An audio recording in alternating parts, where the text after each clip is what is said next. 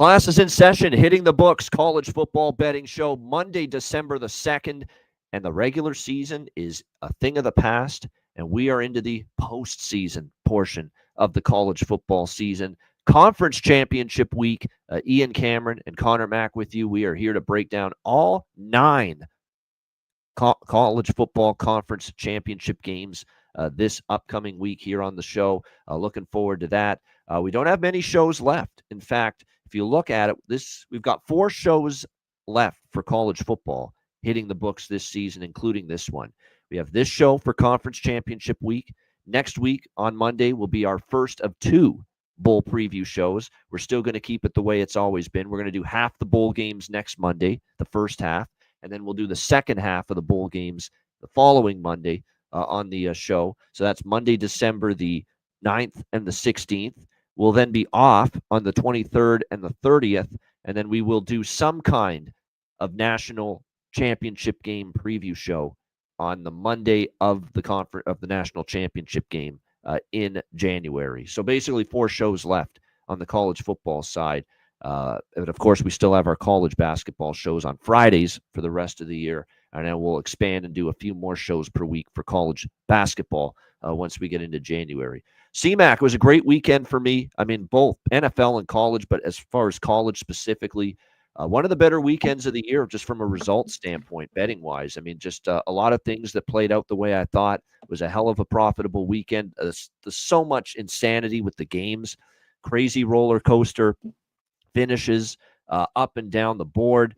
You got intensity, animosity, hatred, bad blood. You got coaches yelling at each other, like with Loxley and Franklin after the Penn State-Maryland game. You've got the flags being planted at midfield in all these different stadiums when the road team goes in there and wins. And a lot of the road teams won these rivalry games. You think of Texas against Texas A&M, Florida against Florida State. The big one, of course, Michigan with the huge upset against Ohio State, all planting the flags at midfield, the other team not liking it, leading to some skirmishes, brawls, punches being thrown, pepper spray being and mace being sprayed there at the players to try to break up some of this stuff.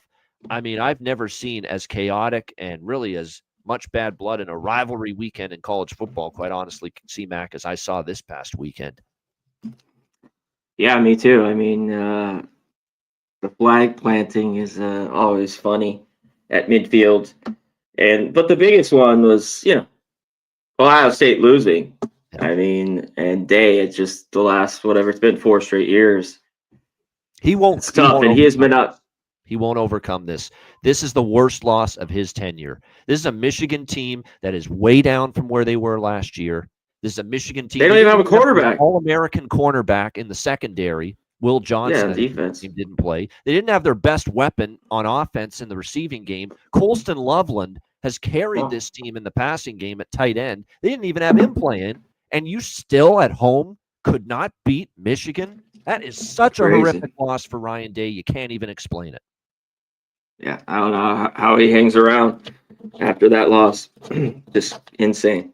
And it's changed up. We'll get to these games where that they just look a little different. We've already had the realignment, the NIL, the money, and then kind of how strange these matchups are. But some of these games, like a team like we'll get to later, Penn State doesn't win. Of course, they're gone. Like Oregon beats them. That brings other teams that are hanging outside the 12 here to sneak right back in. So. No doubt. There's going to be a lot of teams like your Alabamas and your Ole Misses and your South Carolinas in the picture too, after what they did against Clemson, that are all just going to be glued to their televisions this weekend, seeing how these games unfold, because a couple dominoes fall with some of these teams that are trying to cement their playoff standing, and it could open the door for one of these teams that isn't in it right now. I know damn well they're going to find some way to try to get Alabama in there. I just know it. But all it's going to take is one of these teams maybe to slip up here this weekend, and there's the door open for a team like that. But no doubt, I know there's a lot of people bitching and moaning too about, Ryan Day in particular after the game. Ohio State wasn't happy about. Is it a sign of disrespect? I guess you could say it is, but at the end of the day, they won the football game. They're excited. It's a rival. If they want to plant the flag there at midfield, it's okay with me. I mean, to me, that's a little bit soft. To me, if you're Ryan Day just at the end of the game too, saying, we're not going to take that, them planting the flag. Well, win the game, okay? Coach better, play better, win the game. And, if you're so upset and you're so butthurt about them planting the flag at midfield, win the game. Then you wouldn't have to worry about that shit. You wouldn't. Win the game and play better, and then you don't have to deal with it. Seems pretty simple to me. I don't know. I just feel we continue to get a little bit soft as a community and as a planet and as a society. To me, that's not this great. I watched my Ticats, who I'm a season ticket holder, CFL. We hate the Toronto Argos. The nickname of my hometown, Hamilton, CMAC, is the Hammer. Of course, that's what they call Hamilton. Welcome to the Hammer, they always say. Well, the Argos beat the Ticats last time, or it was 2 years ago, in the Labor Day Classic. They put the game away with a touchdown with like 2 minutes left. They ended up on our logo after scoring that touchdown because they knew it was like a 2-3 score game, 2 minutes to go. It's over. They were winning the game. One of their players did the old hammer, like he's swinging a hammer right on the Ticat logo at midfield. Did I lose my mind? No. They won the game. They kicked my team's ass. We have no, cause for being upset. We got our asses kicked. And that's how I feel about Michigan, Ohio State. If Ohio State had a problem with that, win the game. Don't lose that game. And then you don't have to be that upset about it. I think there's a lot worse things. I mean, we're really going to get violent and start to throw punches over someone putting a flag down. When our team got our sorry ass beat in those games, I mean, to me, that's not like this great act of treason or something. These teams are just doing that with the flag planting, but that's just me. I'm not that soft. I don't get that butthurt over something like that. I take my medicine if I'm on the losing team, CMAC. We got our ass kicked. You can do whatever the fuck you want. Yeah, I agree. We're getting old, so. Yeah, we are. I mean, it is what it is. It's not like he murdered someone, okay? I mean, my gosh. I mean, all this talk about how disrespectful and it's shameful, embarrassing for calling. Come on, man. Don't be that soft. That's soft as baby shit kind of stuff. I can't take it. Anyway, hopefully we can take a few more winners in our pocket for college football conference championship week. So with that in mind, let's get into it. We got 3 conference title games on Friday night, and we'll begin in West Point, New York. Because of the way it unfolded last week with Tulane losing to Memphis, Army gets to host the AAC championship game on their home field, West Point, New York. Tulane Green Wave, Army Black Knights. Tulane 4.5-point favorites, 47 being the total here in this one. Very intriguing matchup, no doubt. You've got obviously 2 guys at the quarterback spot that have been very good for their team this year. Darian Mensah has had a solid year for Tulane, without a doubt. And then on the Army side, you've got Bryson Daly and this triple option attack that's been very good under his watch. He's been surprisingly solid throwing the football. He actually threw the ball 17 times in the victory against UTSA just this past weekend. I think he's got actually a decent arm to him. And obviously, when you're playing teams that are unsuspecting as to when and how often you're going to throw the football, you're going to be able to have success with that. So it'll be interesting to see how that goes. But one thing about Daly, this guy's a fucking tougher than a $2 steak, man. This guy just he takes punishment. He doesn't slide. This guy never, ever slides when he's running the football. He's going to take on 1, 2, even 3 tacklers on the defense, keep the legs churning, try to get every yard he can. It's a very tough son of a gun. And I admire that. He probably takes a pounding. He's probably going to need an ice bath when this game and this season is finally over. But there's no doubt that, he's a tough kid and he's done a great job. This whole team, has done a great season, 10-1. Say what you want about the lack of quality opponents on their schedule other than Notre Dame to get to the 10-1. But the fact remains, this has still been a great season overall for Army. We'll see how they handle it here. Obviously, when you handicap any game involving Army, you want to see how the opponent stacks up against the run. And when you look at this Tulane Green Wave defense, very solid numbers against the run. They've been very good defensively overall. That being said, against the run, they've been slightly weaker than they've been against the pass. So how does that play into this matchup? That remains to be seen. We haven't had any recent head-to-head meetings between these teams. The last time they played was 4 years ago. We'll see how Army fares here in this one. I was actually impressed that Army played as well as they did. That had the potential to be just a mother of all flat spots for them against UTSA, coming off the physical game with Notre Dame and playing the AAC championship game Friday night, and then the Navy game the following week. But they did play a solid enough game to get the win. I was impressed. It shouldn't be a surprise. These kids are wired that way when they play for the service academy. Tulane, meanwhile, last week, I'll say this about their team against Memphis.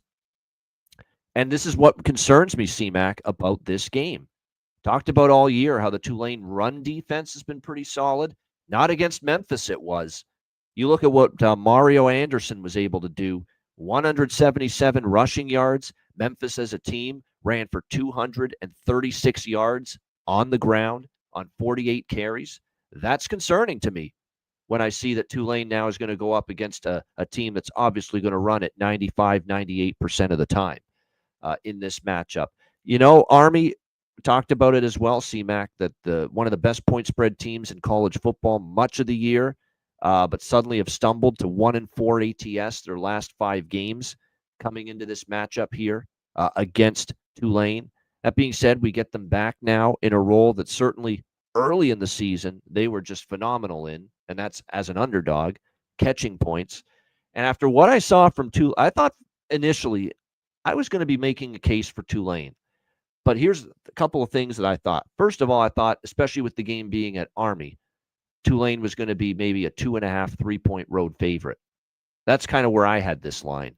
I did not have this line 4.5. You know, I did not think Tulane would be quite this highly priced as road chalk in this game. Meanwhile, again, the run defense that they showed against Memphis concerns me a little bit. And you know, with this Army team, you get 60 minutes of football with them.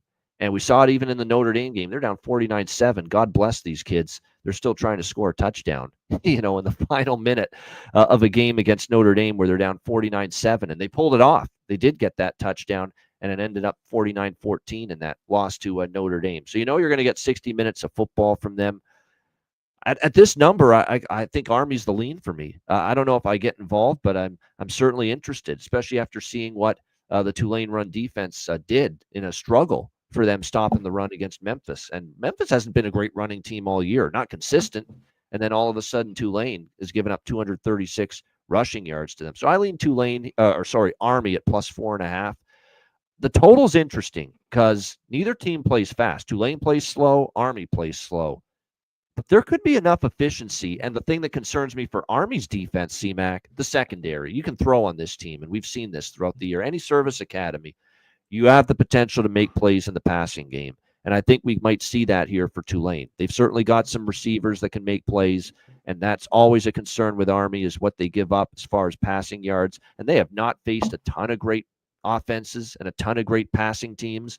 And Tulane probably just based on the weak schedule, this is probably one of the better passing teams and better offenses that Army has faced. So the pace is going to be very slow both ways.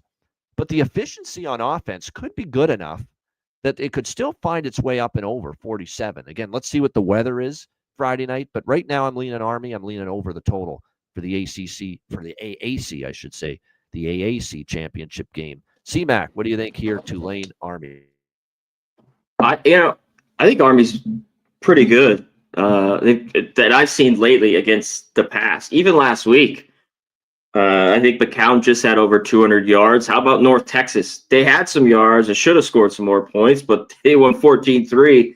I think their secondary might be a little under radar and be pretty good. So we'll see.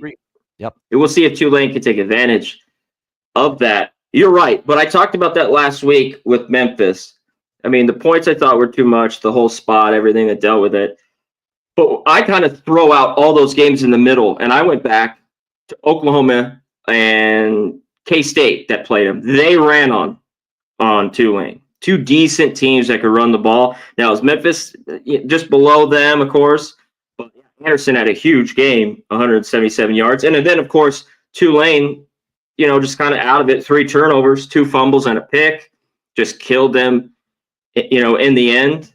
So I think they play better. I don't want to lay a field goal, more than a field goal here with Tulane. Army, out here, it just seems like it's too many points. And I get it. A team that's lost only one loss to 3 losses. Both these teams, pretty much, except for Army down the stretch, were so good ATS, and then they stumbled the last few weeks. But who wanted them in when they're laying points? I sure as hell didn't. But I think this is the role they want to be in, catching this. So I like Army here. Give me the +5, 4.5. I think they keep it close. As much as I've loved this Tulane team, I love them beating up on Temple and all those other teams. Let's see if they can run it too. The Army defense has been pretty good against the run, and that Tulane offense, that's what they want to do, is run the ball. So let's see if they can have a bunch of success doing that. I think this game's good. I'd rather have Army here with our guy Daly, Carson Daly. Carson, I know it's why we say a lot of people have started to call him that because Carson and Bryson. Oh, have they? Yeah, that's why. Okay. I mean, Carson and Bryson, it sounds similar, and we remember the MTV guy, of course, we're talking about from the '90s, and he actually had his own late night show briefly on NBC, like 10 or 15 or 20 years ago. It didn't last long, but he's more he's more well known. Carson Daly as the MTV guy from the Total Request Live, I think, is the show that he hosted that was always very popular. That's going back in time, man. That's like 30 years ago now. Shows you how old we're getting.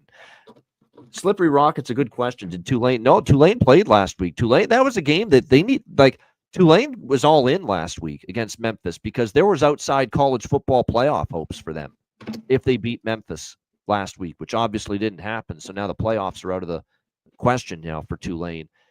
The question I have going into this game is how much too, because that was not a great performance by Tulane, obviously, especially on defense. I mean, Seth Hennigan throwing the ball and Mario Anderson running the football did lots of damage. That was not a great defensive effort from Tulane.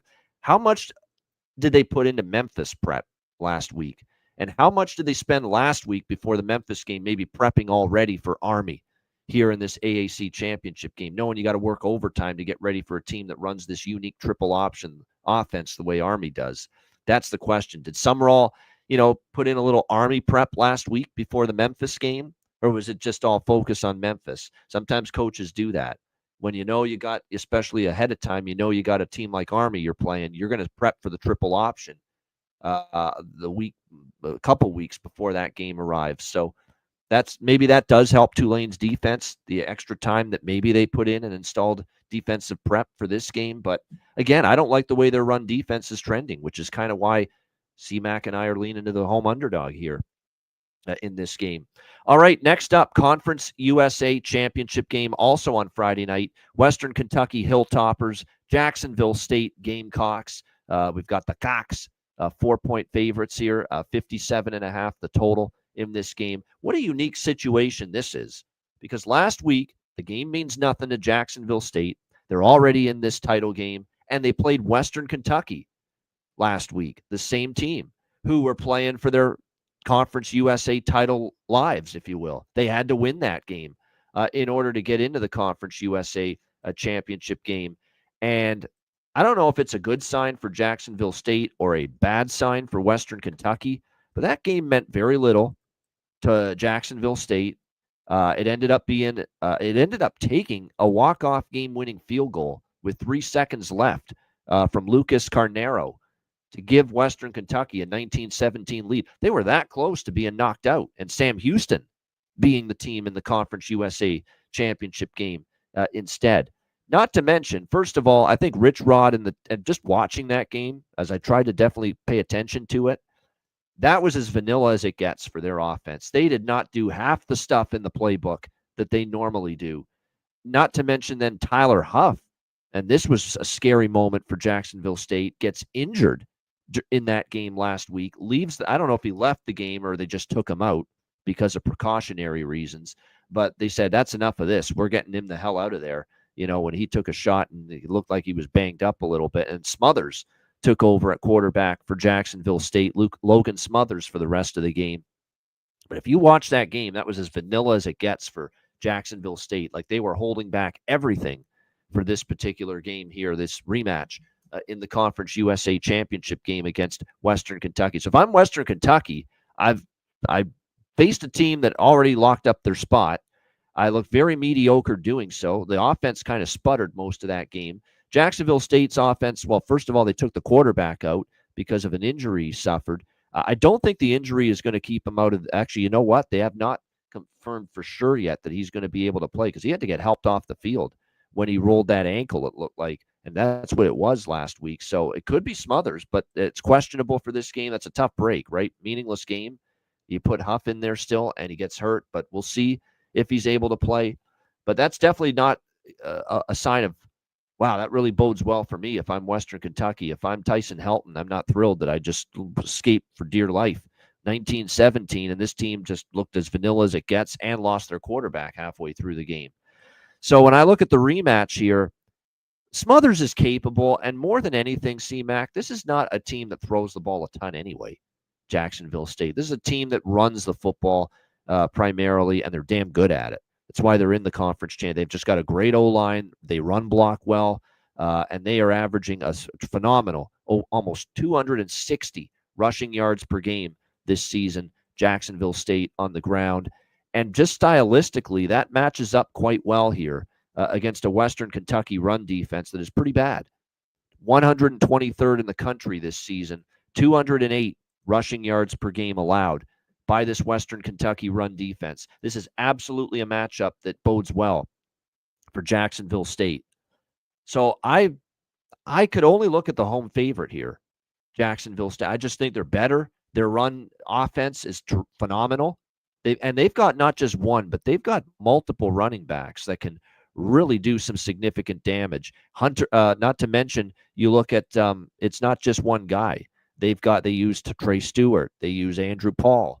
They use a plethora of backs, this Jacksonville State offense, to run the football. And it's very impressive. The run defense has been horrid most of the year for Western Kentucky. It is a clear matchup advantage in Jacksonville State's favor. So I could only look at laying the 4. I'm going to see what the status is on Tyler Huff later in the week, but this is one underdog I do not like. I think Jacksonville State does get it done. Maybe look at the team total. I will, in addition to the spread, because oftentimes I like to do that with the team that's laying some points, is not just put all the eggs in the basket of the point spread, but maybe look team total over possibly for Jacksonville State in this game. Because really, based on the stats and the way things line up, C-Mac, they really should be able to run the football with a great deal of success here. What do you think, C-Mac? Yeah, they should be. I mean, you hit it even last week. It was pretty good for them. And 2-6 we could talk about, and they've given up 208, 123rd in the country as Western Kentucky's defense. And when you look at it, the team that probably didn't care enough, was very vanilla because of this game being at home. And maybe that's just started to beat them twice and they can win here. But everything that I've seen from these two teams, but Huff in, it better with them in with this. They just said he had a knee, grabbed his knee, ankle, and went out. And Smothers is just okay. He's all right. But these two, to me, these teams have just been too close the last few years. So I don't buy the 4.5 here with Jacksonville State. That maybe on paper and a little bit are the better team. Last year they lost by 3. A little bit different team, of course. Jacksonville State won 20-17. Both of these games, the last 2, low scoring, and then 19-17 last week. Veldecamp had success, 301 passing yards. This was a team until the gate that was a little bit open for them. I wanted to fade, that's why it's crazy. I'm a little bit leaning to them.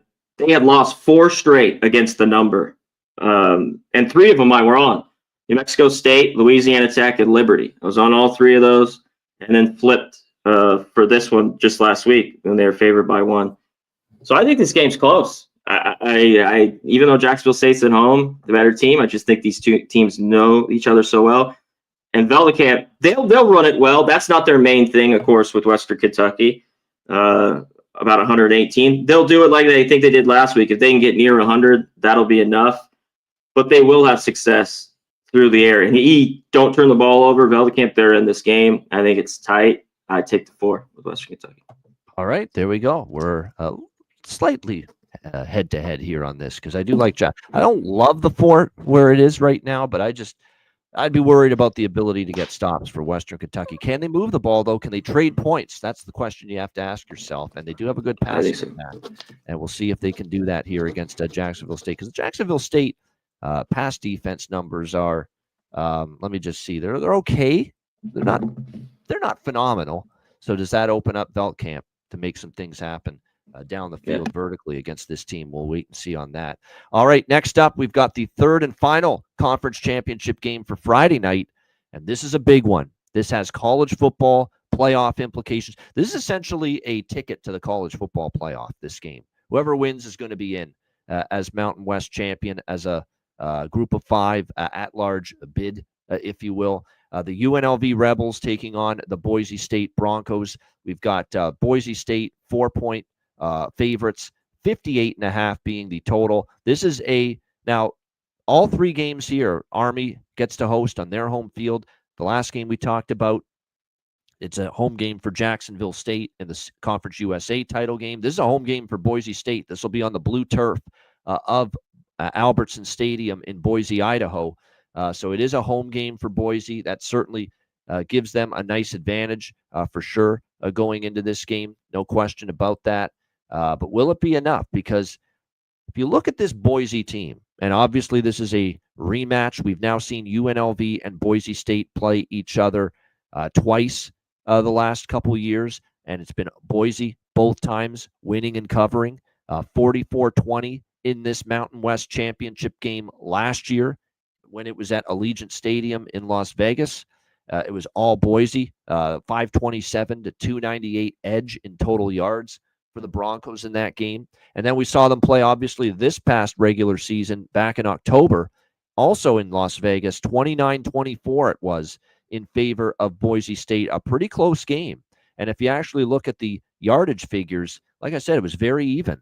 It was 394 total yards for Boise State in that game, and it was about 300 and into the 60s, 367 for UNLV in that game. It was a pretty even game both ways, and Boise emerges with the 5-point win. I remember how, UNLV was trying to get the ball back late in the game, fourth quarter, and Boise and it was the Ashton Genty show. He just first down after first down, bleeding the clock. I don't believe Barry Odom had many, if any, timeouts left either. He burned them all earlier in the second half, and they just couldn't get a stop against Genty in the ground game, and they basically just ran out the clock on that final drive, and Boise was able to put it away with that 29-24 win back in October. But it was a competitive game, and in fact, UNLV had a strong first quarter, up 10-3 in that game. Boise had a 20-10 lead at halftime, but then there's UNLV battling back. They actually took a lead after the third quarter, and then Boise got the only score in the fourth quarter with an Ashton Genty 1-yard touchdown run. And then, like I said, they were able to run the clock out the rest of the way. This is a really tricky game for me because situationally, I think there's reasons to like the Rebels here and UNLV plus the points. They've now lost to Boise 2 in a row, but the last game with Boise, they made big strides. They weren't blown out like they were in the Mountain West title game last year with that 5-point loss.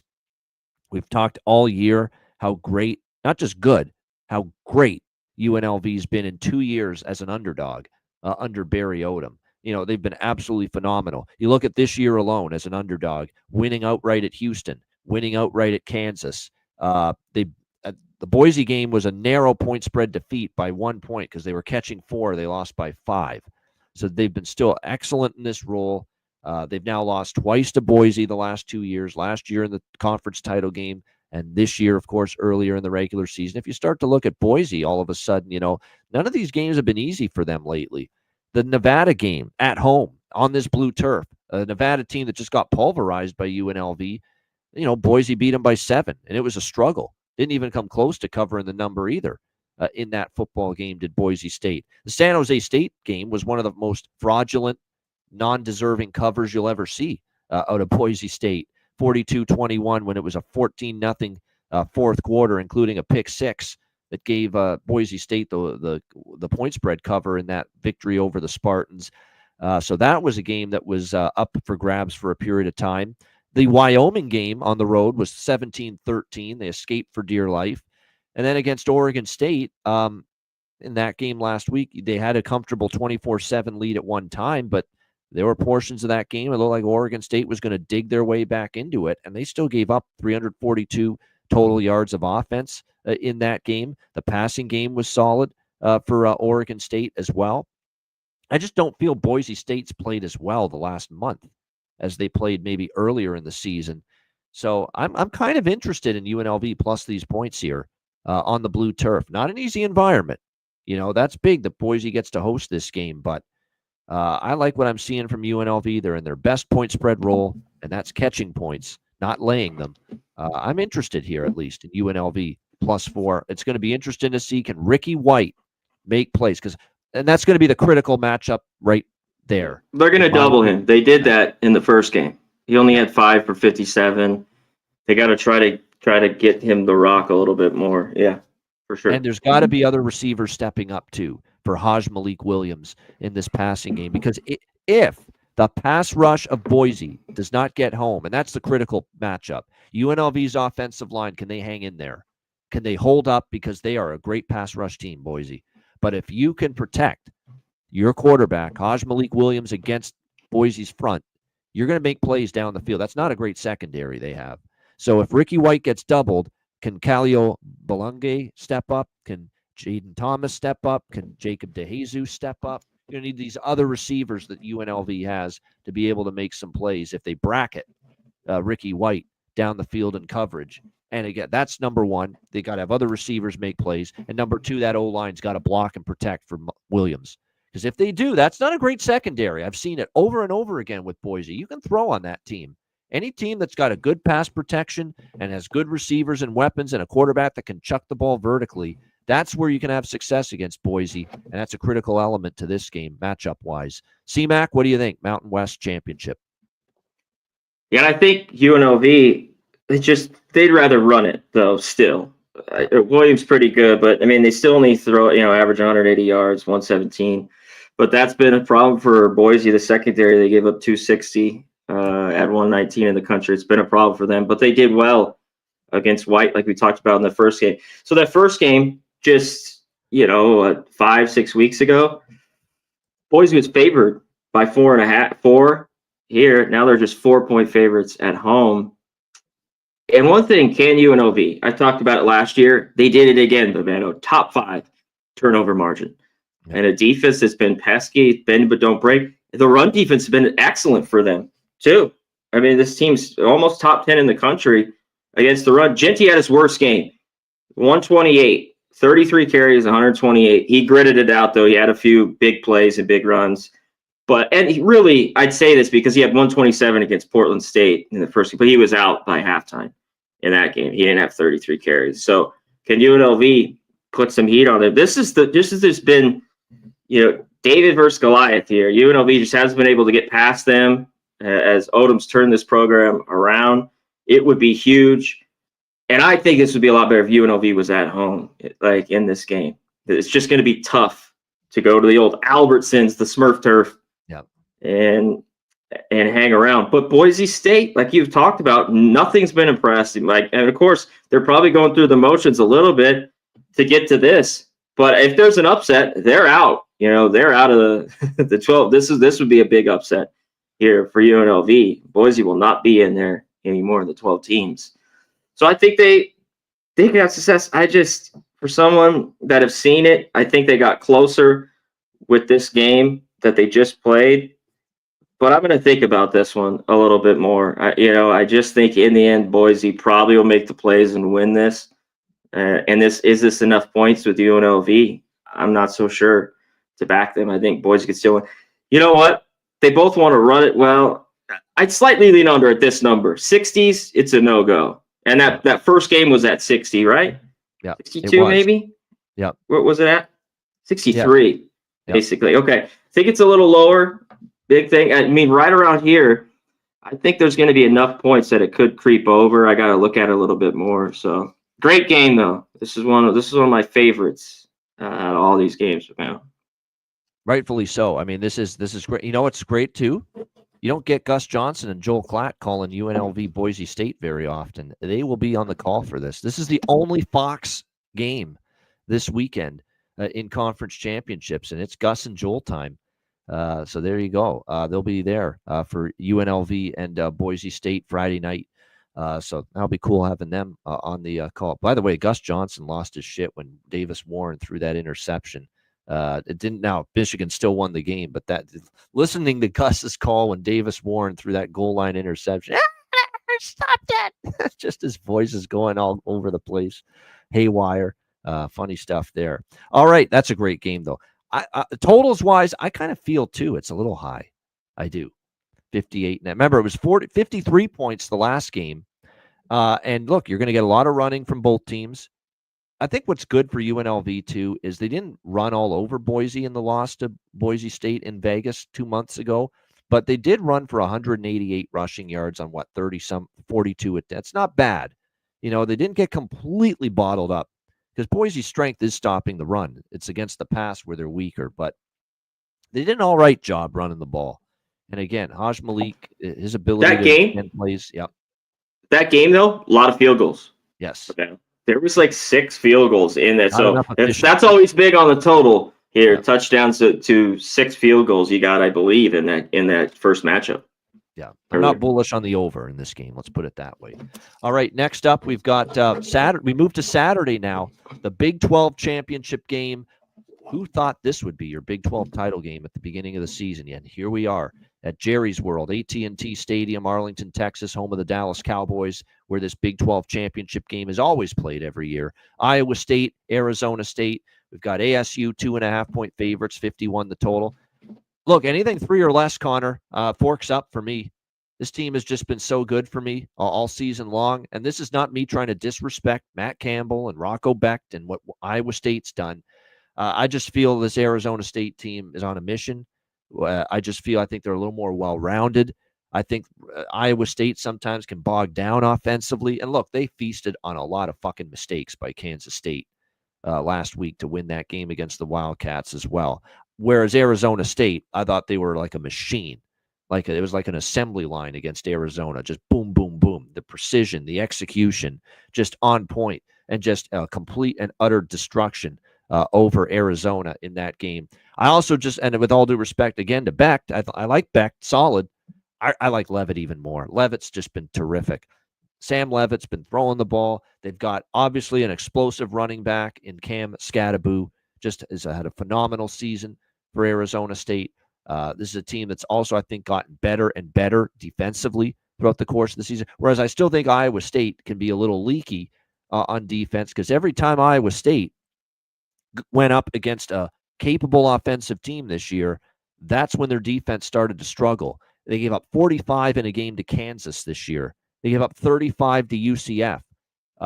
Somehow Utah, with that pop gun offense and no quarterback, was able to score 28 points against Iowa State. So I still have some concerns about them on that defensive side of the football. Arizona State, 5-0 straight up, 5-0 against the spread their last 5 games. They've been rolling. This was one of the first bets I made because this line opened at +1, believe it or not, with Arizona State, and it's flipped to them -2.5. I agree. I was surprised that they made Iowa State the favorite because the eye test tells me Arizona State's the better team. So anything still below 3, I like ASU. I think they get it done. CMAC, what do you think? Big 12 championship. Yeah, I get it, especially if you've been riding Arizona State.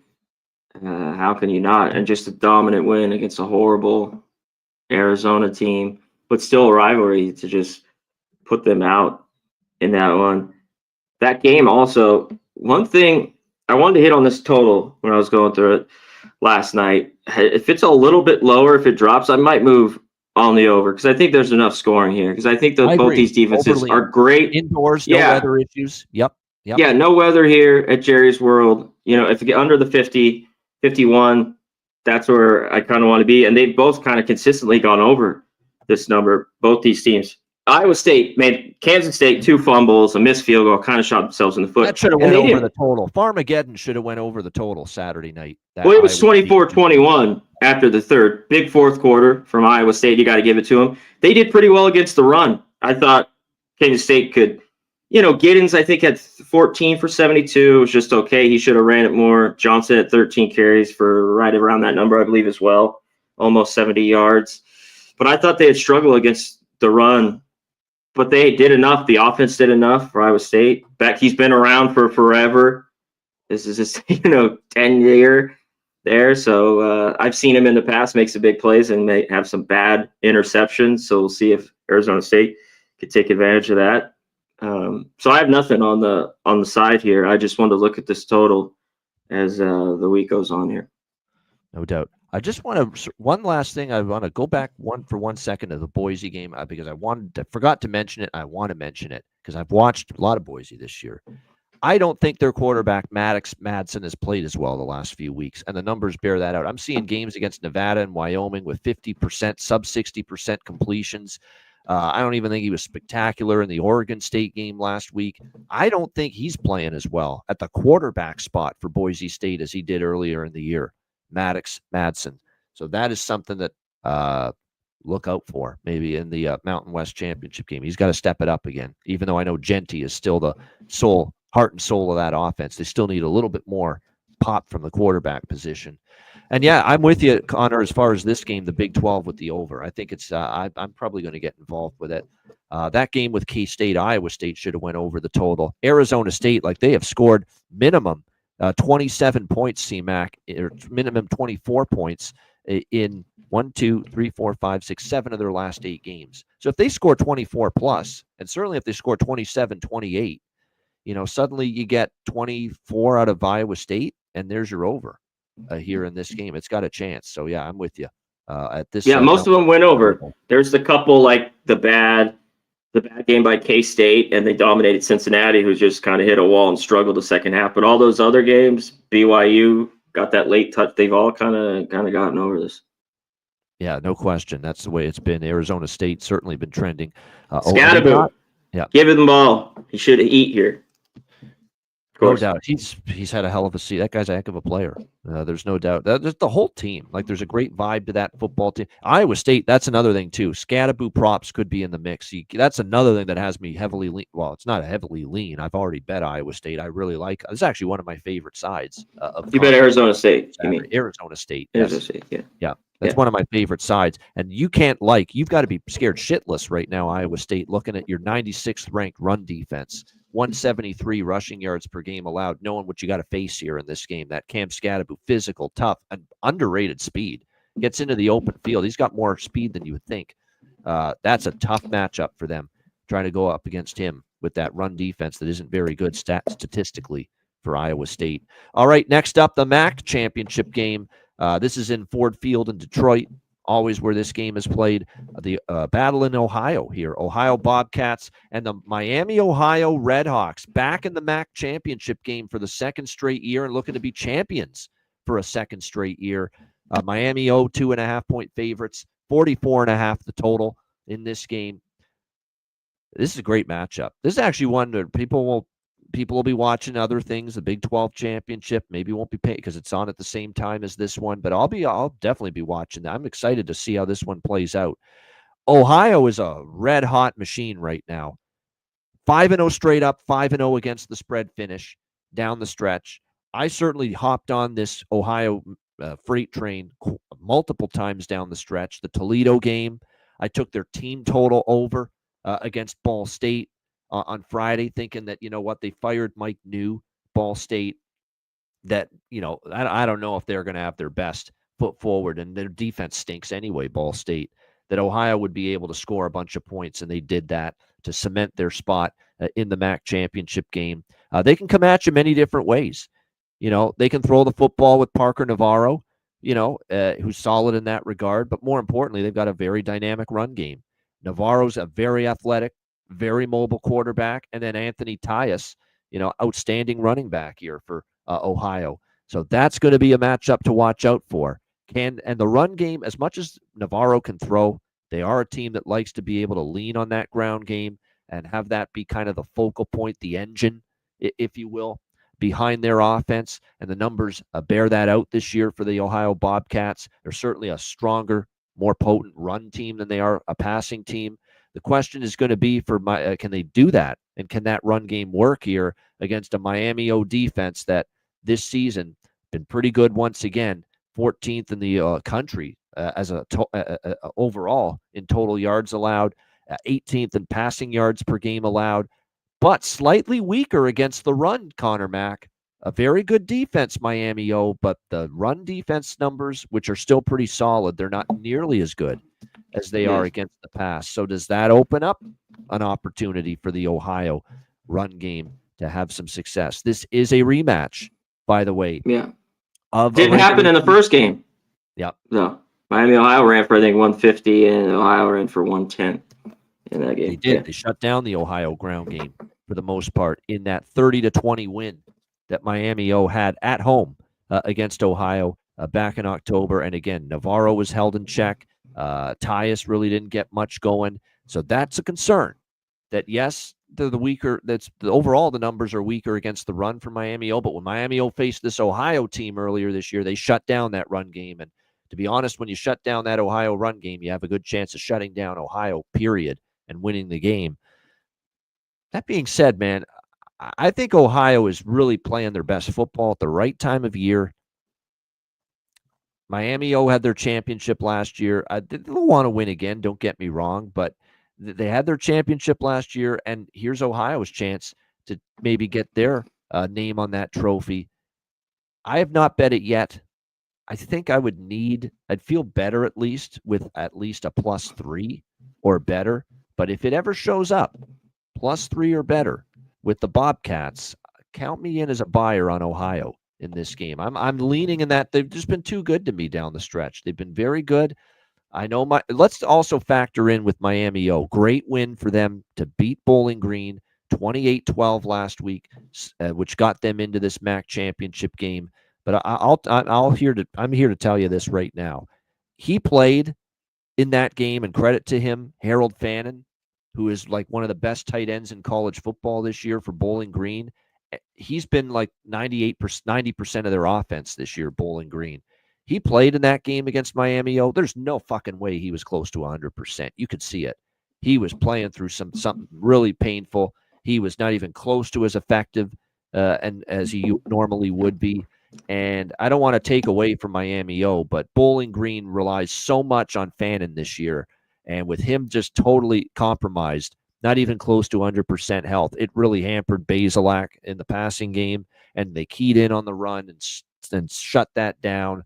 And it just made a world of difference for Bowling Green, not having their dynamic tight end healthy for that football game. Miami O took advantage of them.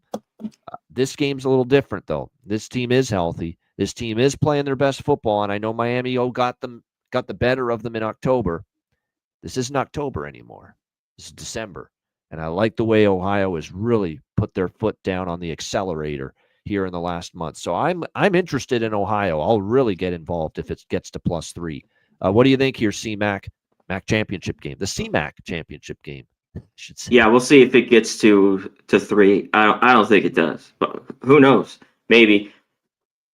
Ohio's dealing with some injuries too. Check that out. They've kind of had a few guys out the last couple weeks. That first matchup, they lost last year too.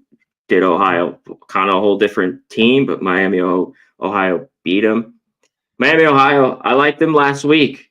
I thought they could get the job done with Gabbard. They played great. The defense played great. You hit on it. Both these defenses solid, 13th, 15th.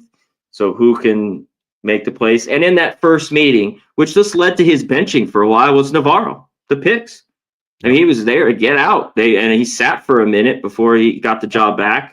He needs to be better and take care of the ball. He's more of a running quarterback. Has been lately. Can we get that Parker Navarro, the down the stretch Parker Navarro? If we get the October Parker Navarro in that game, they're gonna have no chance, obviously. Yeah, and they've looked good. Of course, playing not the best. They did look really against a better team in Toledo, but they remember. I think this was their last loss. Kind of. I see it as double revenge for last year and this year. I think they're the hotter team with Ohio as the dog. You got to take them. It's just kind of a flip with these MAC games. We talk about it all year. with them. They're not the most reliable teams, and those turnovers like I was talking about. But I think, yeah, if you try to maybe wait for a 3, but I think Ohio right now gets after it, take them. I think they win it outright in a good game. I lean under. This rivalry in the past has seen kind of some more points, but these defenses have just been so good. And the first game got over, 30-20. Yep. But I'd lean under, not just to lean on the total. But I'm on Ohio.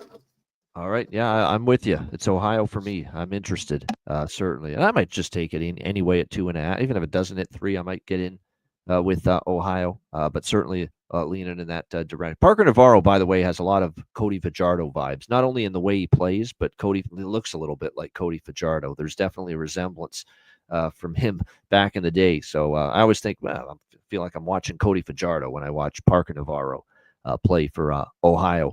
All right, SEC championship game, Georgia and Texas. This is another regular season rematch that we've got here.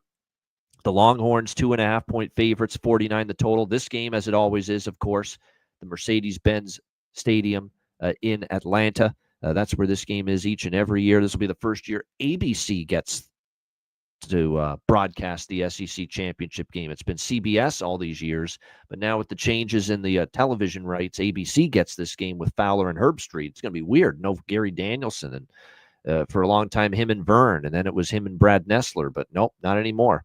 Now that ABC has this game and all the SEC rights. Obviously, a rematch of the game earlier this year between these two teams. And I think you can make a good case that that game with Georgia-Texas earlier this year was probably Texas's worst game of the season and probably Georgia's best game of the season. I certainly was surprised that night to see just how dominant, obviously, Georgia was, 30-15 in that game over Texas. Their defensive line made things difficult for Quinn Ewers, made him struggle quite a bit. They shut down the run game, a run game that just ran over Texas A&M this past Saturday. Was a run game that was completely shut down by Georgia when these teams met earlier this season. Quintrevian Wisner, Ryan Wingo, you name it. They just couldn't get anybody going down the field. So that was definitely surprised that Georgia too in that game was coming off the loss to Bama, a lethargic couple of wins against Auburn and Mississippi State, and people were questioning just how good Carson Beck and Georgia were, going into that Texas game, and then they just they dominated, and 30-15. If you watch that game, you will see that it was pure domination here for Georgia. This game has me leaning Texas, believe it or not, but the concerns are that Georgia has a guy in Kirby Smart that knows how to win these type of games at this time of year. We know that. A slight underdog, and that's usually where we like to bet Georgia, just like they were against Texas in the meeting back in October when they were a 4-point dog to the Longhorns, and they ended up winning this game outright. But I look at the way these two teams are entering this game, and you see Georgia after they lose to Ole Miss, terrible performance in that game, just beaten up at the line of scrimmage by the Ole Miss Rebels on the road, 28-10. The Tennessee performance was solid, but I don't think it was a dominant victory that Georgia had at home against Tennessee. They had to work for that one. The UMass game was alarming to me. I'm sorry. I mean, maybe you're flat as a pancake in a game that you can still win convincingly, but when you're giving up, 226 rushing yards to UMass, that's a concern to me. I don't care what the situation. That's a concern when a team like Georgia, with the edge in physicality and athleticism, especially, and quality of player along the trenches, should be dominant against a team like UMass. And you still give up 226 rushing yards to UMass. That's a concern. And then what also concerns me is the emotional and physical toll the Georgia Tech game on Friday night took out of this team. 44-42. They had to rally back with a huge fourth quarter effort, down at 27-13 at one point in that game, come back to force overtime, 34-34, and then after it felt like that overtime was going to go on forever, 8, 9 overtime periods, including all those 2-point conversion exchanges at the end, and finally Georgia was able to survive and outlast Georgia Tech. And again, that was a game that took a physical fucking football game. Georgia Tech and Georgia. Just the punishment, the physicality. Both teams, it was a run-heavy type of game. How much did it take out of Georgia? And now they got to go up against a Texas team that is playing with a level of physicality that I think has gotten better later in the season. They haven't lost since that loss, obviously, to Georgia. And I thought the way they played against A&M in particular, I know A&M, they capitalized on a pick six. They almost capitalized on a punt block that looked like it was going to get them right back into the game. But I thought in the trenches, Texas's defensive front was dominant. How many times did A&M have a chance to get a yard or 2 yards to keep a drive alive? That's what we talked about. Their defense, They couldn't get it. The short yardage defense was dominant over A&M. And that's essentially what ended up winning the game for the Texas Longhorns there. The defense was awesome.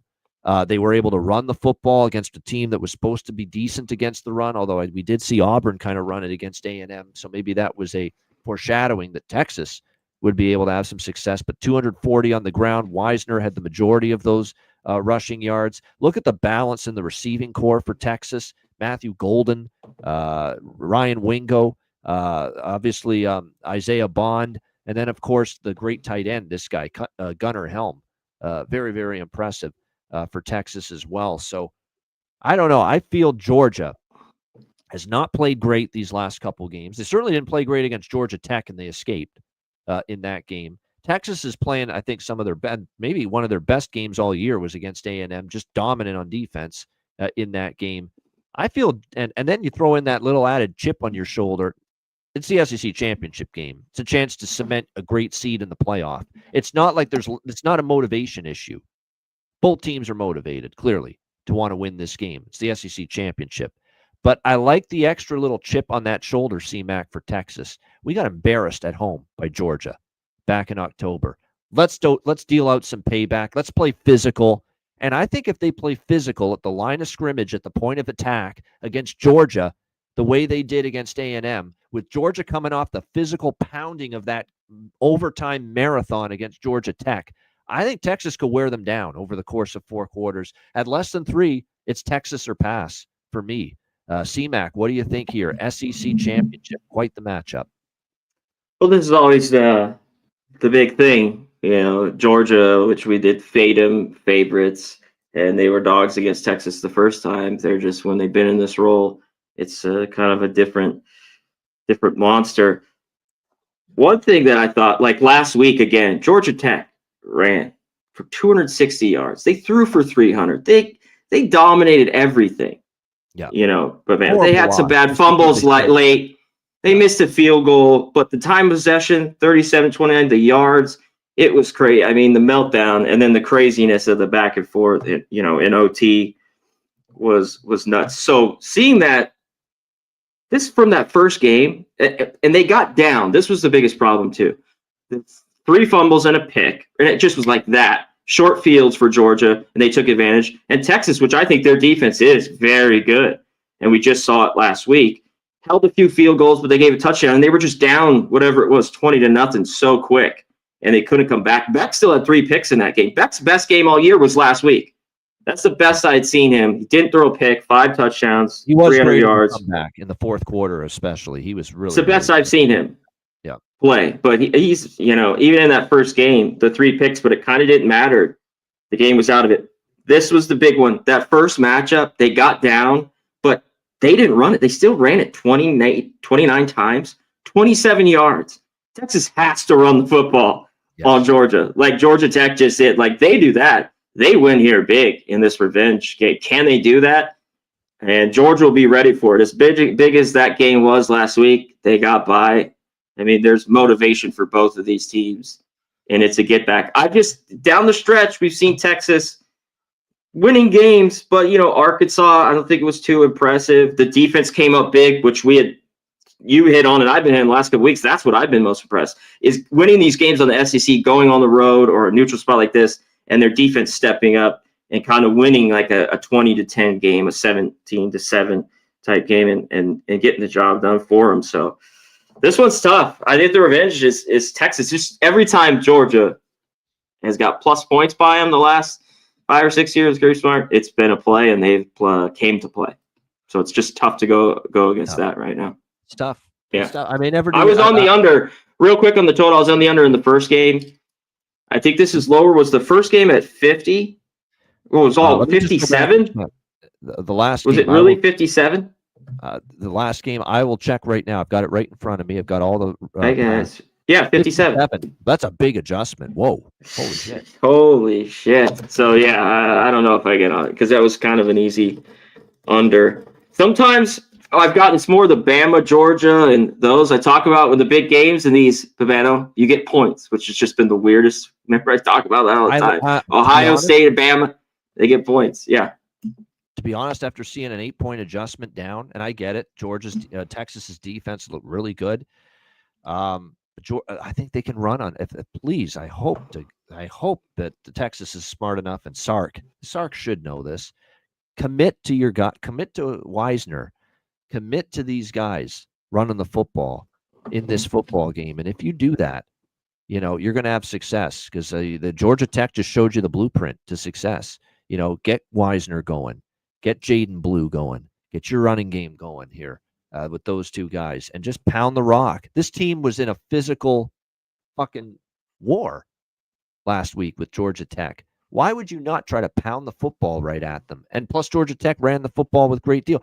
You know what I would do here? Because guess what also worked? You know what was a big deal with them running, with them having success? Was Hayden's King, man. What a warrior performance from that guy. He's the guy I'm absolutely heartbroken for losing that game. He was a warrior in that game. Just the punishment he took. He was like Bryson Daly. He would take a hit and not go down and try to keep going for more yards. His ability to run the football, those RPOs, those quarterback runs, they drove Georgia nuts in that game last week. Drove them absolutely insane, and they had a hard time stopping it. If I'm Sark, I know Quinn Ewers is my guy, and he can throw the ball, and there's good receivers. I get some kind of fucking Arch Manning package going in this game. I do. What do you think of that? Doesn't that make sense? If I'm trying to we got our ass handed to us in October. We got to try to do some things different this time around if we're going to beat a team like the Georgia Bulldogs. Get a fucking Arch Manning package going and get him on the edge, running the football, and try to do some of the shit that Georgia Tech did last week that gave Georgia's defense absolute trouble in that game.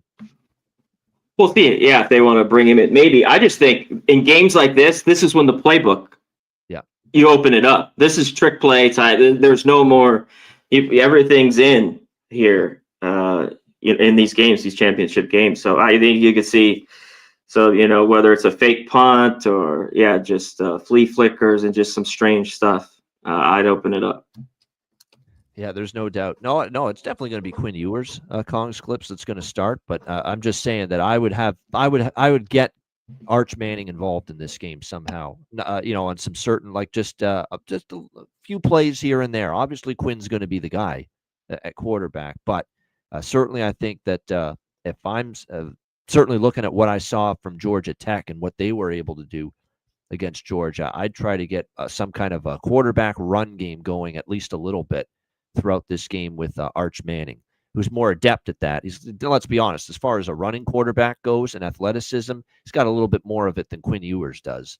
So from that standpoint, he'd be the guy you'd want to roll with as far as a quarterback run type of game here in this. I would honestly go with it. Devin the Dude, Kong's Clips, Old E, Slippery Rock. We appreciate all of you guys joining us here in the chat. Hit the like button. And thanks for joining us here on College Football Hitting the Books. All right, we got 3 games left. Sun Belt Championship game, the Marshall Thundering. And by the way, about that SEC game, I do lean over. I do. These SEC championship games, it's pretty crazy. I think more often than not, they've been overs here in the Dome. And again, weather won't be a factor. I think maybe a little over adjustment based on and plus how many snaps was Georgia's defense on the field against Georgia Tech? Because Georgia Tech owned the time of possession. You don't think that's going to have a reverberating effect here on Saturday when that defense was out on the field for as long as they were against Georgia Tech and all those snaps, all those plays, and you got to come back and you got to play another physical team like Texas? That's why I think that defense could give up points here. because just the hangover physically from that war with Georgia Tech. And then meanwhile, I think Georgia offensively can do enough against Texas, and the total's only 49. So I do think over could be in play. All right, Sun Belt, Marshall, Louisiana. We've got the Ragin' Cajuns, 5.5-point favorites, 57 the total in this game.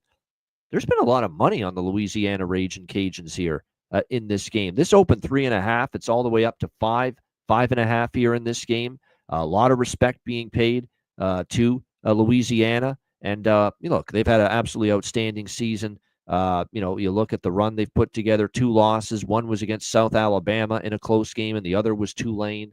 So neither of them are really bad losses. I was impressed that they were able to get the job done against UL Monroe last weekend, 37-23, because, they had already locked up their spot in the Sun Belt Championship game. And they ended up, and they didn't even play Ben Wooldridge in that game. They actually, and that's why the money poured in on UL Monroe. Plus, UL Monroe was playing for bowl eligibility in that Battle of Louisiana there. And definitely, I took an L with UL Monroe. I thought they were in a good spot. They're playing for bowl eligibility. Louisiana's already clinched their spot in the Sun Belt title game. But and they rested, obviously, Ben Wooldridge, but they still got the job done. Chandler Fields, who played at quarterback, played well in that game for the Cajuns. And unfortunately for ULM, it was just one of those games where their defense kind of wore down. Again, they gave up some big plays. That ended up kind of hurting them at the end in that one. So we'll see how this one plays out here on Saturday. But definitely we'll see how this one goes. Ben Wooldridge, by the way, I should point out, I think it was an injury that kept him out. The question is going to be, does it keep him out for this game? I'm not so sure about that. I think they were being cautious. But he's had a great year, by the way. And I don't want to say that Chandler Fields, if he has to start this game for Louisiana, that he would not be capable. He is capable. He's been around the block. This is a quarterback here for Louisiana that's been with multiple programs before he landed here in this one, with this program, I should say, with the Cajuns. So keep that in mind. Oh, geez, you know what? He's out 4 weeks. He ain't back for this game, Ben Wooldridge. So, yeah, this is Chandler Fields' game. This is definitely Chandler Fields' game. He is going to start this game. So he is definitely certainly done for the year, unless he decides that he's going to play. The best he can hope for, Wooldridge, at this point, is to play in the bowl game. He'll be available possibly for that. But with that broken collarbone, he's out for this game for sure. So this is going to be for the third straight time after he started against Troy and Monroe. This is going to be Chandler Fields again for Louisiana. So I didn't think the injury was that severe for Wooldridge, but it is. So this is now going to be Fields for sure at quarterback for Louisiana. Again, though, this is a guy that's been around the block with this program. He's been around for quite a long time. 5 touchdowns, 1 interception. Last week in the game against Monroe, 65% completions, 2 touchdowns, 1 interception. We'll see how he fares here in this one. I still think, look, if you had to ask me, is it a downgrade from Wooldridge to Fields? Wooldridge was phenomenal. I think Fields can be good. I still think there's maybe at least a slight downgrade going from Ben Wooldridge to Chandler Fields for Louisiana at the quarterback spot. And let's be honest, Monroe, they're making strides. Bryant Vincent was a nice hire. This isn't Bryant Vincent and Louisiana and UL Monroe anymore. This is Marshall, and the job that Charles Huff, head coach of Marshall, has done is superb. 9-3 this year. What a season they've had. What an epic win for them against James Madison. 35-33. JMU's a damn good team, and especially good at home. For Marshall to punch their ticket to the Sun Belt Championship game, beating a quality team like that on the road, very impressive. What they've gotten out of the Tulsa transfer at quarterback, Braylon Braxton, is very impressive. This guy was very erratic at Tulsa, and here he is this year for Marshall with a 63.6% completion rate, with just very solid numbers across the board for him this year. Very impressive. He can run. His throwing has gotten a lot better, a lot more accurate. Lots to like with him, leading this team as far as throwing the football. They've got a solid run game by committee with the likes of Jordan Houston, Ethan Payne, Tychon Chapman, which is good to see. I don't think Marshall's out of this game by any stretch of the imagination. And I think we're getting a little too enamored with Louisiana. Louisiana's deserving favorites. They're hosting this game. I totally get that, with it being at Cajun Field in Lafayette, Louisiana. But you're going to tell me Marshall now, after showing what they've shown down the stretch, beating James Madison on the road outright as a dog, beating Old Dominion outright as an underdog this year, covering as an underdog against Ohio State way back early in the year, back in September. What they have been able to do is impressive. 10-1-1 against the spread this year, Marshall, the best point spread team in college football this season. I don't think they're out of this game by any stretch of the imagination. I'll be on the herd here. Give me Marshall. We are Marshall. Plus 5.5. I'm actually surprised the betting markets have pushed Louisiana up this much as a favorite here in this Sun Belt title game. C-Mac, what do you think? Sun Belt Championship. Yeah, both these teams have been good against the number, and Marshall's just crazy, like you talked about. And really, they won the last 3 on the road. James Madison, Old Dominion, beat up Southern Miss. But that Georgia Southern game where they blew it, and they were up by 20 points in that crazy fourth quarter in that game. So because they're 6-0 at home, 3-3 away. One thing, Louisiana too, they are 6-0 on the road, only 4-2 at home, losing to South Alabama and Tulane at home. And they're deserving this game too. Weather, looks like some rain here, right around 60 degrees, but some rain and clouds. So watch that as we get close to this one. I'm a little surprised it's moving out their way too. I just saw this Marshall team has played. I think Fields is fine at quarterback here. I know it's a little bit different pressure though, and when you watch it, both these teams who they played, it's just so similar. Like the scores are similar, because obviously they're playing the same teams. Like nothing really stands out except ULL is at home in this one, and both teams have been good. Like Marshall, 200 yards, 19th in the country, 75th, 152, and on the other side, Louisiana, 180 yards on the ground, and Marshall 111. They give up 190, and Louisiana's passing has been a little bit better, 28th, but little bit different quarterback, but I don't know if it's really that much of a difference from Woolwich in this one, because even those 3 games, Fields has done well. He really hasn't had a bad one. So and he's experienced. I think 4 or 5 year college quarterback. Yeah, so he's got lots. What I kind of thought, the defenses are not the best, but championship game, this rain, I think the total's a little high. When I saw this last night. And both these teams have kind of gotten over, whether it was Marshall, the last few. But I think around 58, it's just up there. I got to do a little bit more. But I was leaning heavy to this under here. I know I like Marshall, but this under is what I like at 58, 57.5. I want to throw out one more thing that could be good for anyone liking Marshall, as I do in this game, especially now that it's plus 5.5. Marshall is run first.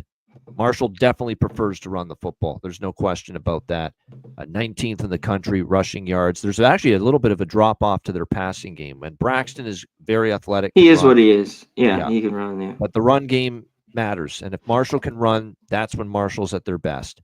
Well, they're 19th in the country, 200.4 rushing yards per game allowed.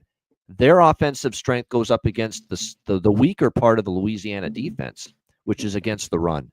They're only 74th, 152 rushing yards per game allowed for the Cajuns. And then you flip it around, I think, more so with Wooldridge. Louisiana was more of a passing team, and that's the strength of Marshall's defense. The secondary has been better for Marshall. They actually have been pretty solid against the pass, a little weaker against the run. So it looks like it's a matchup where offensive strength, a little advantage to Marshall, and possibly defensive strength as well, a little advantage to Marshall. And they're the team catching 5.5 points, and all they've done is cover for their backers all season long. Both teams will run it, though. Yeah. I think. Both teams will have success running it, I think. Yeah. And I think with Fields, Desormeaux, the head coach here for Louisiana, is more willing to run the football, because Fields, I think, is more of that ability to run with it too. So, and that is where Marshall's a little weaker. Whereas I think with Wooldridge, more of the passing quarterback for Louisiana. So, like I say, like I said, 10-1-1 against the spread. They've been great in the underdog role. They're on a win streak. 6 wins in a row. Their only loss in Sun Belt play was by 1 point against Georgia Southern, and they're getting 5.5 here. So, yeah, to me, got to take Marshall here in this one. All right, next up, we've got the ACC championship game. Clemson and SMU. We've got SMU 2.5 point favorites, 55 the total. This game, as the ACC championship game always is, at Bank of America Stadium in Charlotte, North Kakalaki, home of the Carolina Panthers, is where they play this game. So, Clemson, obviously, the loss against South Carolina last week. Another one of those games where it feels like with the offense in particular, they've had these huge performances, right? NC State, Stanford, Florida State, Wake Forest, Virginia, Pitt. They've run amok. But then when you start to look at the teams, the best teams they've played, Clemson, Georgia, the first game of the year, completely shut down was their offense. The Louisville game, they lose outright as 10.5 point favorites. That offense didn't click very much in that game, and they lose 33-21. And then last week against South Carolina, again, the offense just very, very scattershot. Klubnik was okay, but not great. The completion rate was all right, but no touchdown passes with 1 interception. Wasn't great. It was tough to get the run game going with Phil Maffa for the Clemson Tigers last week against South Carolina. And then with the game on the line, Clemson can't stop the run and gives up 267 rushing yards to South Carolina. Rocket Sanders, and especially the quarterback run game of Lenora Sellers, really caused Clemson's defense all kinds of problems in the loss to the Gamecocks last week. And when you look at SMU from a prototype standpoint on offense, this is a team that with Kevin Jennings as the quarterback, he can do a lot of the things that we just saw Lenora Sellers do to this Clemson defense, where he can run with it. He can make plays on the ground and running the football and throwing it. And I think what we have to give Jennings credit for is that his passing has gotten a lot better. Like, he's completing 66.7% of his passes, 19 touchdowns to 7 interceptions. He's done a better job taking care of the football. Last 4 games in the ACC schedule: Pitt, Boston College, Virginia, and California. And he has 9 touchdown passes, just 2 interceptions during those 4 games. So that's what you definitely like to see out of your quarterback. And then Kevin Jennings for the season with the 344 rushing yards on 83 attempts and averaging 4.1 yards per carry, which is a pretty good ratio. So I just saw Lenora Sellers with the quarterback run and his athleticism and his mobility chew up this Clemson defense, especially with the game on the line. I certainly see there's a lot of similarities with what Kevin Jennings can do right now for SMU to this Clemson defense. I'm leaning to the Mustangs here, below a field goal in this game. Now, Dabo in these big spots is capable. We know that over the years. It was, for the longest time, it was don't you dare bet against Clemson in an ACC championship game or a playoff game or a national championship game. But I don't know. The more I look at the offense in particular, and the defense actually, until the last drive, played okay last week as well, but you start to look at that offense and what they've struggled to do in their best games: Georgia, Louisville, and South Carolina. By far the 3 best teams that Clemson's played. They struggled. Now, you could flip it around and say, well, SMU hasn't played a murderer's row schedule either. TCU, Florida State, Louisville, Stanford, Duke, Pitt, Boston College, Virginia, and Cal down the stretch. That's fair. You can say that because you're right. It hasn't been a brutal schedule at all for SMU down the stretch. But what I like about SMU is they've pulverized all these teams pretty much. They've left very little doubt going into this game. So we'll see how it goes. Certainly if this hits 3, I wouldn't want to lay more than that with SMU, but I jumped in on SMU near Pick'em yesterday night, or I should say last night. It's up to 2.5. Clearly, I'm not alone because there has been some money coming in on SMU. This was near Pick'em, and it's up to SMU minus 2.5. But I don't know. I see those 3 standout games for Clemson being Georgia, Louisville, and South Carolina on their schedule, and the offense didn't work in all 3 of those games. And that concerns me. You're against an SMU team that really on both sides of the ball, offense and defense, they're peaking at the right time of year. What do you think here, CMAC, ACC championship? Yeah, I get the move a little bit to SMU, but I think these teams are close. Like this game to me is a little bit of a coin flip. Clemson in some of these games, but just the competition's not great. They've been great at getting turnovers, one of the top turnover teams. So can they do that with Jennings here? SMU can do both. They can throw it. You talked about running it. Can SMU kind of dominate the line of scrimmage, 177 on the ground? And Clemson's gotten a little more leaky. Gives up over 150. One thing Clemson, I think, including that can have success, 275 through the air. That's where their defense is a little bit. They've been great against the run, SMU, but have given up a little bit more against the pass. Can these Clemson wide receivers do some work? This one's tough for me. Like at the pick'em, I kind of leaned to SMU. Kind of dream season. We talked about after a little bit of a slow start, looked kind of rough the first 3 games, lost there to BYU. Have cruised and winning those games in the tough ones where they had a bunch of turnovers in that OT game against Duke. But that offense just is humming right now. I lean SMU in this game. Yeah, I mean, I am concerned about the SMU has had mostly Cupcake City down the stretch. I totally get that. But you can also throw that back at in Clemson's face. Yeah, too. I don't think Clemson has done. You talked about getting worn down. Good game. But South Carolina wore them down, won that one. But before they kind of ripped up Wake, Virginia, Stanford, Florida State, Virginia Tech, Louisville, they lost just close games. And that's what I could see kind of with this, just kind of a coin flip that could be tight. This game, I'll tell you what, this game I'd lean over. I don't love the total in this game, but I lean that way. Maybe it can get there. I don't know what we get from the offenses. Maybe watch a little bit and a live bet on this total. Clemson's been a little bit when they've done well, they've just scored a ton and the other teams don't get anything. But I think SMU can. So maybe that will get this, get some points in this game. No doubt. And I think SMU, say what you will about Clemson's offense struggling against the better teams, and SMU defensively has really played well down the stretch, but at the same point in time, this will be a tougher task for SMU defense as well.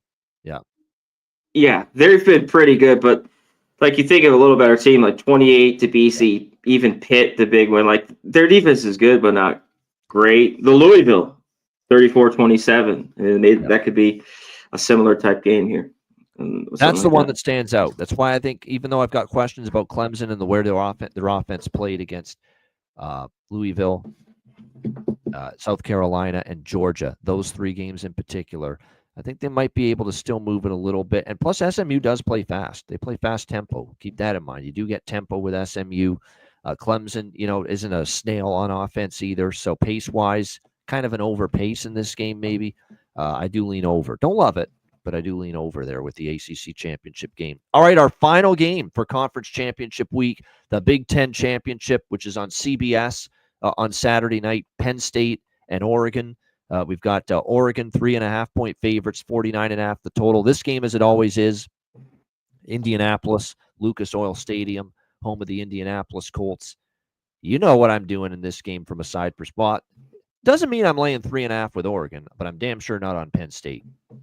It's big game James, or not so big game James, frankly, for Penn State. I can't take him in a big game. I cannot do it. I will not do it.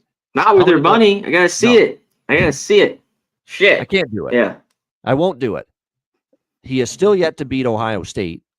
He has still yet to beat Michigan as head coach here at Penn State, which is essentially all the big games you play every single year for this team. And we already saw him lose to Ohio State earlier this year, 20-13, which now looks very unimpressive, losing at home to Ohio State with what Ohio State's done. They've gone and lost to Oregon in Oregon and just lost outright as 20.5-point favorites against Michigan, who are not even close to as good as they were last year. No way do I want Penn State. Oregon, meanwhile, is the only side I could look at. I was open to lay 3 or better, not 3.5, but I could only look at Oregon. I think I know what I'm going to get from this team, because last year, obviously, they obviously had their issues getting over the Washington hump, but they've cleared a lot of these hurdles this year. We saw them, beat Boise, which was a tough game for them. We saw them find a way to beat Ohio State, in that game. And I just find that with what I'm seeing from Oregon right now is that proficiency, that explosiveness on offense coming back with Dylan Gabriel at quarterback, with Jordan James and Noah Whittington running the football extremely well of late for Oregon as well. And when I look at Penn State, they finally did pile on the points, but against a Maryland defense that doesn't hold a candle, to what Oregon's going to bring. We talked about that. They always kick their ass. Yeah, they always kick their ass. They always beat up offensively and punch in the late touchdown, which got Mike Loxley all upset at the end of that Maryland game. They do that against the teams they're capable of beating big. But then when they got to play a Michigan, they got to play Ohio State, they got to play a top-tier, elite-level football team, time in and time again, that offense stinks, and it doesn't work. How many more times do I have to see fucking Trace McSorley, fucking Sean Clifford, fucking Drew Aller, you name any quarterback Penn State's had the last few years, step up in class against an Ohio State, Michigan, or in this case, in Oregon, and not do anything on offense and not get the job done? How many times have we seen it? Seen it over and over again. We already saw it from Drew Aller in this offense where, yeah, they've had their big explosive games, but in the game where they played someone on the level of an Oregon earlier this year when they played Ohio State at Happy Valley, I might add, that game was against Ohio State. They only scored 13 points. They can't do anything on offense in that game. Penn State, 13 points at home against Ohio State. Only 146 passing yards from Aller. There was no run game to speak of. Allen and Singleton were completely shut down. Tyler Warren as well. They tried to use him in some run plays as well, but they shut him down. He only had 47 yards receiving as well for Penn State, their big weapon in the passing game. Just a putrid offensive performance. Only 150 passing yards, only 120 rushing yards on 32 attempts as a team. No, there is just way too much evidence of this coach and this program not beating the best teams. It's really that simple. So Oregon or pass for me. I haven't decided if I'm going to bet it. You know what I'll probably do? Probably throw Oregon in a money line parlay with SMU, maybe, because get both. Yeah, I was going to say take a money line. Yeah. Take a money line, maybe parlay it with SMU because they're both night games. The ACC and the Big Ten championship game on Saturday night. So just put them in a money line parlay. That way you don't have to lay the 2.5 with SMU. You can just ask them to win the game. You don't have to lay the 3.5 with Oregon. You can just ask them to win the game. That's probably the approach here. But one thing's for sure, I will tell you right now, there's no way, no how I want a penny on Penn State in a big game with this coach, period. I've seen it too much, too often. C-Mac, what do you think here? Big Ten championship. Yeah, well, yeah, it's hard for me to flip. I've been ripping James Franklin for a long time. Not big game James. Unlike big game James Worthy is James Franklin. And like when you see the numbers, that's why this line I think is there. Both these defenses, like top 5, I'd say, like ranking Penn State 3rd overall, Oregon 7, and Oregon I think might be a little bit better. This is the time it gets Ohio State. Can Penn State this offense? Can they run here? They average 200 yards on the ground. Can they do something? The Oregon defense, I thought too, and that's why they're 12-0, is one of the best I've seen. Just even years past, Mariota, I never thought they had an elite defense or a top 10 that maybe could win a national title. This is about as close as it gets that I've seen with Oregon. And on the flip side, I do think Oregon, this offense will score, just the weapons that they have. And Gabriel, even with this good defense of Penn State. So could this game be close? Like the one time Penn State gave it up a little bit, like the tight game with Minnesota was at SC. That was a road game. The rest kind of a boring type year I think, and you got to count on Aller. What do we get from him? I think he's okay. And sometimes he looks good, but I don't know if he's great. So I think it's pretty short. But this is telling. Oregon's got the bullseye here on the back. But man, 12-0 and all that. So I mean, like when people look at this, I mean, this is just easy here with Oregon, even with the hook. So it should be a good one. Now, I don't know about the total. I don't know if we get a bunch of points here. Oregon's like got a little bit of lead, sat on it. It's not high here. I don't know. It's hard to bet and it indoors over. in Indy. Yeah, Indy here. And it's indoors, Yeah. which makes you think fast track. And I know some of the Big Ten games have gone over, but it's also difficult to bet an over with a Penn State game when they're playing an elite team because we've seen that offense stall and not work and not put up the points in these games against the best teams they've played over the years. And again, this is every quarterback that's played there recently. This goes all the way back to fucking Hackenberg way back in the day. Remember him, Christian Hackenberg, and Trace McSorley and Sean Clifford, all of them. It's just they play on Ohio State and Michigan, or in this case in Oregon. They just don't play. They just can't. The offense stinks, sucks. I know. Can we see it? Yeah. Maybe one time. Like One I time. just that's what I get out of my money. Yeah. That's right. Like, on them at least. Not at all. Yeah. Now people were complaining about Dan Lanning's track record in big games, especially losing to Washington twice last year. But I think he kind of rectified that this year with the win against Ohio State. And again, common opponent, right? Oregon beats Ohio State on when they hosted them, and Penn State loses to Ohio State 20-13 when they hosted them. So again, you put 2 and 2 together, and yeah, I could only make the case for the Ducks. Quack, quack, quack, quack, quack, quack. Could only make the case here for the Oregon Ducks here in the Big Ten championship game. All right, shout out to everyone in the chat. Hit the like button. We appreciate it very much. I hope you enjoyed this conference championship preview edition of the College Football Hitting the Books show. Reminder, we're back for the next 2 Mondays. These are going to be our last 2 shows coming up for college football, at least. The next 2 Mondays, December 9th and 16th. We'll be on at 1 p.m. Eastern, 10 a.m. Pacific. Next Monday will be the first half of the bowl previews. First half of the bowl slate we will preview next Monday. And then the following Monday, we will have the second half of the bowl games previewed for you. So 2 weeks of bowl preview shows coming up the next 2 Mondays right here on the College Football Hitting the Books show. And of course, college basketball hitting the books every Friday, 5 p.m. Eastern, 2 p.m. Pacific. And we will be back with that once again later on this week, this Friday. C-Mac, any final thoughts before we wrap the show up? No, that is it. We are here. Championship weekend. Shout out to everyone in here. Coin, Devin the Dude, Kongs Clips, my man. Great to see you on here. He's on UNLV. All right. Oldie, everyone. That's it. Hit the like button. We appreciate it. Subscribe if you haven't. Let's have a great weekend. Can't beat it. No doubt. And this is a good day to recharge your batteries because there's only a handful of college basketball games. It's a light NBA, NHL slate. And because I need it after that weekend. Man, that last week was it was games wall to wall. You're handicapping like hundreds of games and you're 4 hours of sleep if you're lucky. Last night was the first time I got 8 hours of sleep in like a month. Man, did I ever need it.